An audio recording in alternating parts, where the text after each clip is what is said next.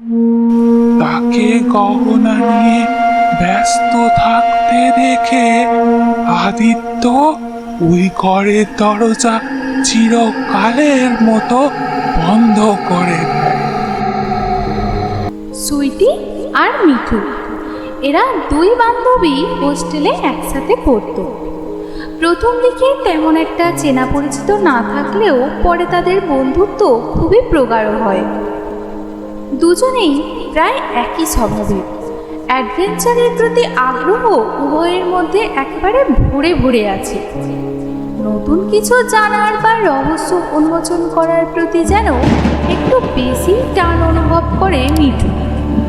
তাদের দুজনেরই একটা ইউটিউব চ্যানেল আছে। যত পুরনো সব ভূতের বাড়ি আছে তারা সেখানে হানা দেয় আর ভিডিও বানায়। পড়াশোনার পাশাপাশি যথারীতি ইনকামও হয় তাদের। আচ্ছা সুইটি, বেশ কয়েকবার আমরা বিভিন্ন পুরনো বাড়ির ভিডিও করেছি। এবার গ্রামের দিকে গেলে কেমন হয়? গ্রামে অনেক পুরনো জমিদার বাড়ি টাড়ি আছে, ওইগুলো নিয়ে যদি ভিডিও বানাই তাহলে আমাদের ভিউয়ার্সরা একটু বেশি খুশি হবে, কি বলিস? হ্যাঁ, কিন্তু যাবি কোথায়? এমন জায়গা তোর জানা আছে? না, তবে গুগলে সার্চ করলে পাওয়া যেতে পারে। তারা অনেকক্ষণ ধরে গুগল সার্চ করেও মনের মতো জায়গা খুঁজে পায় না। ঠিক তখনই মিঠুর মনে পড়ে গ্রামে তাদের প্রাচীন একটি জমিদার বাড়ি আছে, বেশ অনেক বছরের পুরানো, প্রায় 100 বছরের হবে। সুইটি, এসব খোঁজার দরকার নেই, আমি পেয়ে গিয়েছি আমাদের গ্রামের বাড়ি। বহুদিনের পুরানো ওই বাড়িতে গিয়ে আমরা শ্যুট করতে পারি। এবার তোর যদি মত হয়। তোদের পুরনো গ্রামের বাড়ি? তাহলে এতদিন বলিসনি কেন? চল, কালই বেরিয়ে পড়বো, নো প্রবলেম। কিন্তু একটা সমস্যা আছে। ছোটবেলা থেকে ওই বাড়ির গল্প বাবার মুখে অনেক শুনেছি, কিন্তু কখনো ওই বাড়িতে যাইনি। একটু বড় হয়ে আমি বাবাকে অনেক করে বলেছিলাম ওই বাড়িটি দেখার জন্য, কিন্তু উনি একেবারেই রাজি হননি। ঠাকুমা বলেছিলেন ওই বাড়িতে নাকি যক্ষের ধন আছে, আর তা পাহারা দিচ্ছে যক্ষ লক্ষ্মী। ওই বাড়িতে যে রাত কাটিয়েছে তারই রহস্যজনকভাবে মৃত্যু ঘটেছে। তবে আসল ব্যাপারটা যে কি, এর পেছনে কি রহস্য লুকিয়ে আছে তা বাবা বা ঠাকুমা কখনো আমাকে বলেনি। তাই আমার ওই বাড়িটার প্রতি একটু বেশি কৌতূহল ছিল। আজকালকার জামানায় তুই এইসব বিশ্বাস করিস? যক্ষ লক্ষ্মী, যক্ষের দোন, ভূত টুত বলে কিছু হয় না, বুঝলি? আমরা কালই বেরিয়ে পড়বো। মিঠু আর কিছু বলতে পারে না, তারা দুজনেই ঘুমাতে চলে যায়।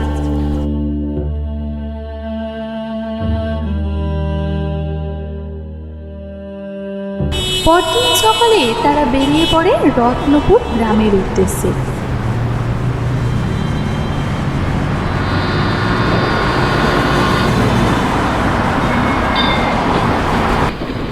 ট্রেন থেকে নেমে যখন তারা গ্রামের দিকে আসে তখন দুপুর গড়িয়ে বিকেল হয়েছে, সূর্য অস্তাচলে, প্রায় সন্ধ্যা নামতে চলেছে। অবশেষে এলাম এই গ্রামে।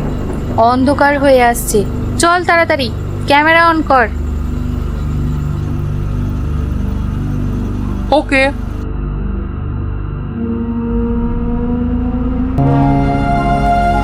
High guys, welcome back to my channel. চলে এসেছি আজ আরও একটা ভয়ঙ্কর পুরনো বাড়িতে। এখন আমরা সেখানেই যাচ্ছি, আপনারা ভিডিওটি পুরো দেখতে থাকুন। তো লেটস গো।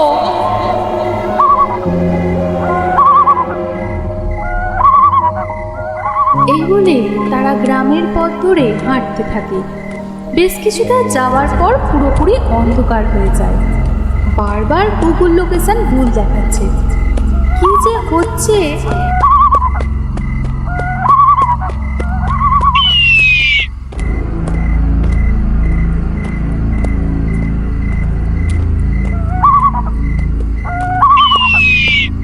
অবশেষে তারা ক্লান্ত হয়ে সামনের একটা দোকানে বসে পড়ে। দোকানে কিছু কিছু বয়স্ক লোক বসে আড্ডা দিচ্ছিল। সেখানে এক বুড়িমাও ছিল। এই যে কাকু, রত্নপুরের রাজবাড়িটা যেন কোন দিকে? না মানে ওই জমিদার বাড়িটা কোন দিকে একটু বলতে পারবেন? বললে খুব উপকার হতো। মিঠুর কথা শুনে বয়স্ক মানুষগুলো তো সব অবাক। তারা এক দৃষ্টিতে মিঠু আর সুইটির দিকে তাকিয়ে থাকে। ওনাদের মধ্যে একজন ভ্রুকুচকে বলল, কেন, কি দরকার ওখানে? রত্নপুরের জমিদার বাড়িতে তোমাদের কি কাজ? আসলে আঙ্কেল, আমরা দুজন ইউটিউবার, ব্লগ ভিডিও বানাই। ওই পুরনো বাড়ি টাড়ি নিয়ে আমাদের কাজ কারবার। শুনেছি রত্নপুরের জমিদার বাড়ি খুব পুরানো, তাই চলে এলাম। এখন যদি আপনারা রাস্তাটি বাতলে দেন তবে আমরা সেখানে যেতে পারি। বহু বছর ধরে ওই বাড়িতে কেউ যায় না। গ্রামের মানুষরা ওই বাড়ির কথা বলতেও ভয় পায়। আজ পর্যন্ত যারা ওই বাড়িতে গেছে তারা কেউ জীবিত ফেরেনি। ওখানে যক্ষ লক্ষ্মীর বাস, কেউ বেঁচে ফিরতে পারবে না। কেন জানো? এর পিছনে রয়েছে এক লম্বা কাহিনী। ওটা হলো স্বয়ং মৃত্যুপুরী। হ্যাঁ, বুঝতে পারছি ওই বাড়ির পিছনে অনেক কাহিনী আছে। তো আপনারা যখন বলতে চান তাহলে আমরা শুনতে রাজি আছি, কারণ সব জেনে বুঝে যাওয়াটাই উচিত। আর এটা আমাদের ভিডিওর জন্য একটা এন্টারটেনমেন্টও হবে। আর ওই বাড়ি সম্পর্কে আমরা তেমন একটা কিছুই জানি না। যদি আপনি আমাদের ওই বাড়ি সম্পর্কে কিছু বলেন তবে আমরা জানতে রাজি আছি। কেন নয়, নিশ্চয়ই বলবো। তোমরা বসো এখানে, এটা আমার ছেলের দোকান। এই নাও, চা খাও। খুব সুন্দর চা বানায় আমার ছেলে। বিখ্যাত চায়ের দোকান এটা। বসো তোমরা, বসো বসো। মিঠু আর সুইটি চায়ের ধারে চুমুক দেয়। কি সুন্দর চা! এমন চায়ের স্বাদ তারা আগে কখনো পায়নি। এরপর ঠাকুমা বলতে শুরু করেন, বহুকাল আগের কথা। তখন জমিদার আদিত্য রায় চৌধুরী বেশ বয়স হয়েছে, কিন্তু সারা জীবন জমিদারি করে শেষ বয়সে এসে তার সইল না। দেশ তখন সবে সবে স্বাধীন হয়েছে। জমিদারি উঠে গেল। জমিদার আদিত্যর 3 ছেলে ছিল। বড় ছেলে আর মেজ ছেলে মানুষ হলেও ছোট ছেলে ছিল বড়ই বেয়াদব। সে বেটা লুকিয়ে চুরিয়ে বাবার যত সম্পত্তি ছিল সব উড়িয়ে পুড়িয়ে শেষ করে দিচ্ছিল। জমিদারি আর কিছুই রইল না। সব সম্পত্তি বিক্রি বাটা করে আদিত্য নারায়ণ রায়চৌধুরী 3 ছেলের মধ্যে ভাগ করে দিল। 2 ছেলে বনেদি বাড়ি ছেড়ে শহরে চলে যায়। পড়ে থাকে বুড়ো আদিত্য রায়চৌধুরী আর তার স্ত্রী আর ছোট ছেলে মহেন্দ্র। এরপর কি হলো ঠাকুমা? এরপর মহেন্দ্র একে একে সব আসবাবপত্র বিক্রি করতে শুরু করে। বিপদ বুঝে বুড়ো আদিত্য এক বুদ্ধি খাটায়। সেটার ফল হয় ভয়ঙ্কর। দীপা ছিল খুবই লোভী প্রকৃতির এক মেয়ে। বিয়ের পর থেকেই তার লক্ষ্য ছিল শাশুড়ি মার গহনার দিকে। লক্ষ লক্ষ টাকার গহনা। তখনকার দিনে রাজা বাদশারা বা জমিদাররা টাকার বদলে সোনার গহনা সঞ্চয় করত। এতে গিন্নিরও যেমন মন ভরত, তেমন সিন্ধুকও ভরত। সেই গহনার লোভে শাশুড়িকে সিঁড়ি থেকে ধাক্কা মেরে ফেলে দেয়, আর অভিনয় করে যেন সে কিছুই জানে না। এরপর জমিদার গিন্নি মারা যায়। এত বড় লোভী যে গহনার জন্য খুন করে ফেলে, এদের নরকেও ঠাঁই হবে না। হ্যাঁ, নরকই বটে। জমিদার আদিত্য খুব বিচক্ষণ মানুষ ছিল। তার আর বুঝতে বাকি থাকে না আসলে কি ঘটেছে। মারা যাওয়ার সময় সরলা দেবী সব কথা আদিত্যকে বলে যায়। জমিদার আদিত্য তখন এক ফন্দি আঁটে। সে এর প্রতিশোধ নিতে চায়। একে ছেলে মহেন্দ্র জ্বালায় সে অতিষ্ঠ, আবার তার উপর স্ত্রীর খুন সে মেনে নিতে পারেনি। একদিন আদিত্য বৌমা দীপাকে ডেকে সব গহনা দিয়ে দেয়। ছেলে মহেন্দ্রকে 1 মাসের জন্য শহরে কাজের জন্য পাঠায়। নিজের ঘরে বসে গহনা নিয়ে মেতেছিল দীপা। তাকে গহনা নিয়ে ব্যস্ত থাকতে দেখে আদিত্য ওই ঘরের দরজা চিরকালের মতো বন্ধ করে দেয়। দীপা যখন বুঝতে পারে ওই ঘরে সে চিরকালের মতো বন্দি হয়ে গেছে, তখন সে চিৎকার করে, অনেক কাকুতি মিনতি করে, ভুল স্বীকার করে, ক্ষমা চায়। কিন্তু আদিত্য তাকে ক্ষমা করেনি। ক্রমাগত 3 দিন চিৎকার শোনা যায়। তারপর সব নিস্তব্ধ হয়ে যায়। শেষবারের মতো সে বলে, আমি চিরকাল এই বাড়িতে থাকবো যক্ষ লক্ষ্মী হয়ে।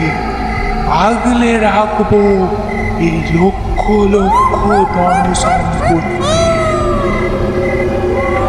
আগলে রাখবো সব গহনা। এরপর সব থেমে যায়। এই বলে বুড়িমা থেমে যায়। তার চোখের দিকে এতক্ষণ সুইটি আর মিঠু দেখেনি। বুড়িমার চোখগুলো যেন পাথরের মতো স্থির হয়ে আছে, একবারও চোখের পলক পড়ছে না। এই ব্যাপারটা মিঠু সুইটিকে দেখে। সুইটিও একবার সেটা লক্ষ্য করে। কেমন যেন অস্বস্তি কাজ করছে দুজনের মধ্যে। যেন মনে হচ্ছে আর বেশিক্ষণ এখানে বসে থাকতে পারবে না। ঠিক তখনই বুড়িমা বলে, এরপর আদিত্য সব হারিয়ে বয়সের ভারে দেহত্যাগ করে। কিছুদিন পর মহেন্দ্র ফিরে আসে আর সব ঘটনা শোনে। তার এতটুকু দিব্যার তার বাবার জন্য মন খারাপ করে না। তার মনে লোভ জন্মায়। সোনা মণি হীরার গহনা আছে ওই ঘরের মধ্যে। এই মনে করে দরজায় তালা ভাঙেছে। এরপরে ঘনিয়ে আসে মহাবিপদ। সে দেখে দিব্যার কঙ্কাল সার শরীরটা পড়ে আছে বিছানায়। কঙ্কালের গায়ে হাতে ঝকমক করছে সোনার হীরার মূল্যবান রত্নের সব গহনা। সে যখনই লোভের বসে কঙ্কালের গায়ে হাত রেখে গহনা খুলবে, ঠিক তখন এক অট্ট হাসি শোনা যায়। তারপরে সব শেষ। এরপর থেকে যারাই ওই বাড়িতে সোনার লোভে গেছে তারা কেউ ফিরে আসেনি, কেউ ফিরে আসেনি। জানো, তোমরা জানো, একদিন আমার ছেলে আমাকে এখানে বসিয়ে রেখে ওই বাড়িতে যায়। আমি অনেক অনেক বারণ করলুম, কিন্তু শুনলে না। চলে গেল সে, আর ফিরলে না। ওর সাথে যারা গেছিল তারাও কেউ ফিরল না। পরদিন মৃতদেহগুলো ওই বাড়ির সামনে দেখতে পায় গ্রামবাসীরা। সে কি, তাহলে আপনার ছেলে? ঠিকই ধরেছ তুমি, আমার একমাত্র ছেলে মদন।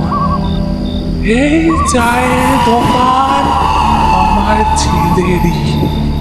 বিখ্যাত মদনার চায়ের দোকান, রত্নপুরের বিখ্যাত চা, মদনার চা। কিন্তু লোভ সব শেষ করে দিলে। ওই চা দোকানিকে দেখছো, ও আমার ছেলে। আর আমি এই দোকানে রোজ বসে থাকতে থাকতে একদিন আমারও অপেক্ষার দিন শেষ হয়। তার মানে বুড়িমা, আপনি আপনি আপনি মারা গেছেন? শ্রুতি থামতে থাকে। মিঠু বিশ্বাসই করতে পারছে না যে তারা এতক্ষণ এক মৃত মহিলার সাথে কথা বলছিল। তার হাত পা ঠান্ডা হয়ে আসছে, জিভ জড়িয়ে আসছে। এমন সময় শ্রুতি বলে, আপনি আপনি মারা গেছেন? তাহলে এখনো এখানে কেন আসেন? তোমাদের মতো অবধ্যের সাবধান করার জন্য আমি এখানে আসি, যাতে কোনো মা আমার মতো আর তার সন্তানকে না হারায়। তোমরা ফিরে যাও, ভুলেও যেও না ওই বাড়িতে, ভুলেও না।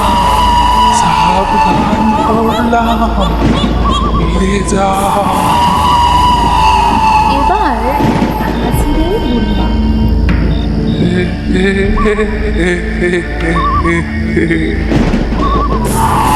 মিঠু আর চোখ খুলতে পারছে না। শ্রুতিও অজ্ঞান হয়ে যায়। পরের দিন যখন তাদের জ্ঞান ফেরে তখন রোদ্দুর ঝলমল করছে আকাশে। গ্রামের লোকজন তাদের ঘিরে দাঁড়িয়ে আছে। আমরা কোথায় কোথায় আছি আমি? আপনারা কারা? আমি এখানে কি করছি? এই ভুতুড়ে চায়ের দোকানের সামনে আপনারা কি করছিলেন? এদিকে তো কেউ আসে না। আপনারা এখানে অজ্ঞান হয়ে পড়ে আছেন দেখে সবাইকে ডেকে আনলাম। মিঠু আর সুইটি গ্রামের মানুষদের সব খুলে বলে। সবাই তো শুনে অবাক, আর বিন্দু মাত্র সময় নষ্ট না করে তারা ফিরে আসে হোস্টেলে। খুব বাঁচান বেঁচেছি। বাবারে বাবা, প্রাণ থাকতে আরও মুখো হব না। তা যা বলেছিস, কিন্তু তুই যে বলেছিলিস ভূত টুত বলে কিছু হয় না, এসব তুই বিশ্বাস করিস না। কি হলো, সাহস তোর চলে গেল? এবার বিশ্বাস হলো তো? হ্যাঁ, ভালো শিক্ষা হয়েছে আমার। ধন্যবাদ বুড়িমা, না হলে প্রাণটাই উড়ে যেত।